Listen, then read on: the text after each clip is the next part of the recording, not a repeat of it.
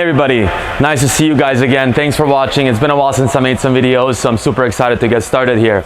I had a few questions from some of you about arm pain in one-handed backhands. It's very common. Players often feel like they need to muscle the ball. They need to feel like that arm is creating the power, and partially that's where the pain comes from. So we're going to look at the biomechanics a little bit, as well as your contact point and the reasons behind the pain. I'm by no means a doctor. I'm a tennis coach. I love what I do. I've studied a lot of biomechanics in my life, and so I feel like I can speak to it a little bit. If there's anyone that wants to chip in here on any level, please, I'd love to hear from you.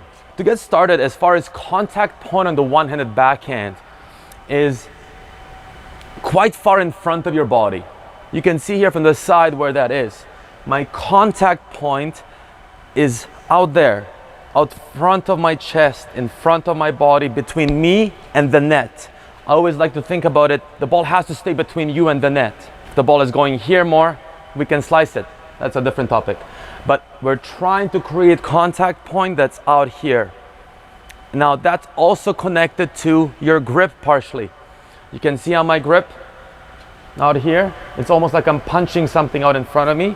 My knuckles are on top of the racket when my racket face is straight like this, facing forward. Contact point has to be here for me to have full support from the knuckles, my fist, my elbow, my shoulder. I got full support of my body behind the racket. That allows me to swing through it, create power, effortless power. My arm is loose. It's like a whip basically. My arm just goes. The arm pain that often players feel on the upper side of the forearm is because contact point happened late. And when I say late, I mean more to the side and less in front of the body. If contact point happens late, so to speak, to the side or more to your left, I'm right-handed here, more to the left than here, that's when I'm already feeling my arm getting tight just by showing this to you guys. And these little muscles here hurting, and that's no fun. When I'm creating that contact point here, there's no pain. I can brush the ball, I can be loose, I can let that racket whip. If I'm contacting the ball here, I'm gonna find myself gripping the racket tighter. And we don't want that. We wanna feel like a nice 3 out of 10 on the looseness scale. Maybe a little tighter just around contact point, but the racket and the arm itself is very, very relaxed. This late contact point here is often associated to a late take back. That's where the shot begins. You see the opponent hitting the ball, you're in a ready position. Now you're seeing that ball coming. As you're landing, you're turning to the left, turning to the side early. The shoulders preparing early, the arm you see naturally goes back. Contrary to what many people think, that the arm takes the racket back. No, the body does. The body takes the racket back without your arm even moving. And so from there, the arm does stretch further back because you really want to feel like you're creating that feeling of resistance before you pull the racket out from that resistance. But that early take back is key. So the ball is coming from the other end, early take back. By the time the ball lands in front of you, that take back and your setup needs to be completed if you want to have a contact point that's on time. If by the time the ball is bouncing in front of you, you are still out in front of your body, maybe facing forward, the racket hasn't gone back yet, that's when you're going to be late, because then you're creating a motion that goes back quickly, forward quickly. And guess what? The arm can move super quick, back and forth. We got no control, we're gonna create some tightness, we're gonna shank the ball a lot, but that's what the brain's gonna do. It's gonna get the racket back and forth quickly, and we don't want that feeling. That's not a nice feeling to have when you're playing. So the second you realize the ball is moving to your left side of your body or towards your backhand, that's when the shoulders turn.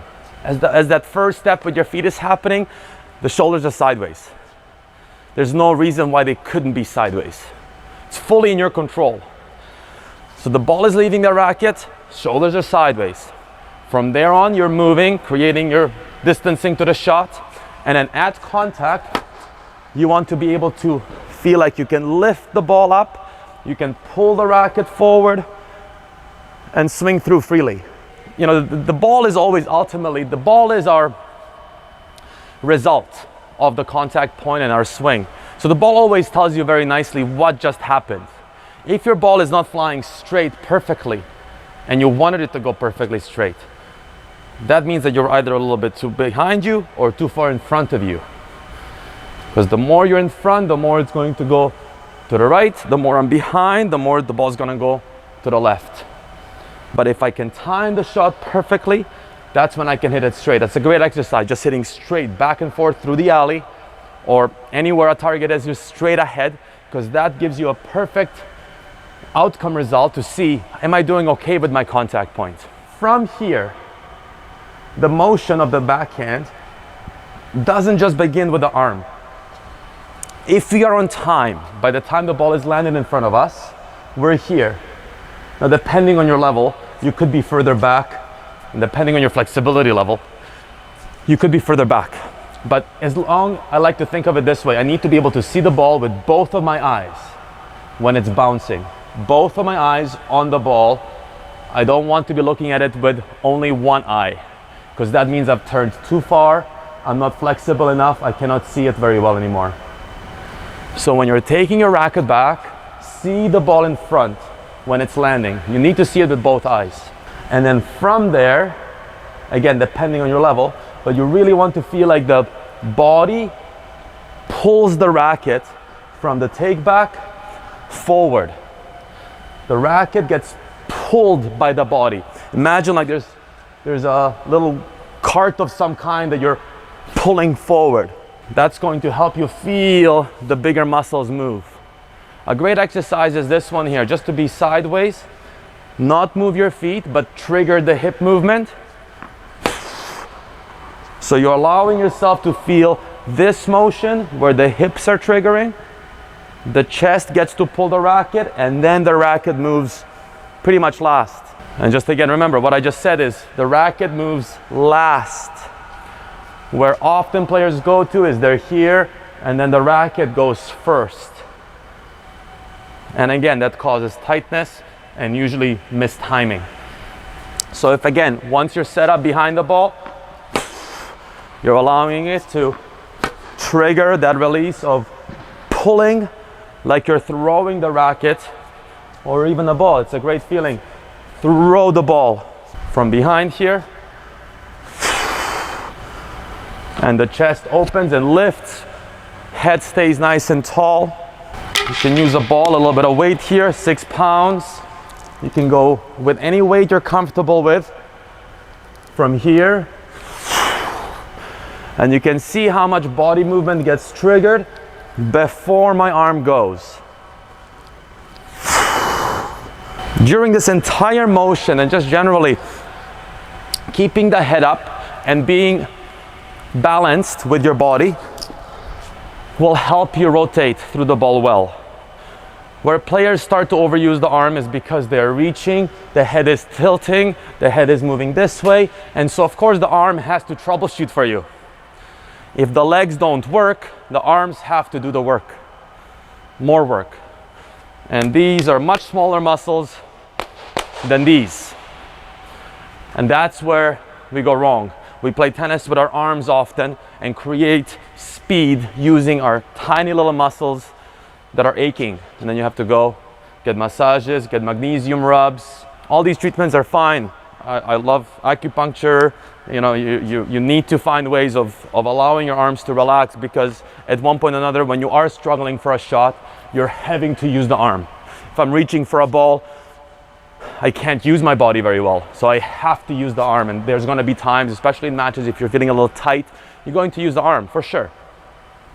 But we're talking about a general backhand neutral ball that you're not really in trouble. Set up on time. Notice first of all, it's a backhand coming your way, so you're watching the ball over your shoulders and the take back part. By the time the ball lands, you're done your setup preparation. Allow your body to feel the feeling of pulling.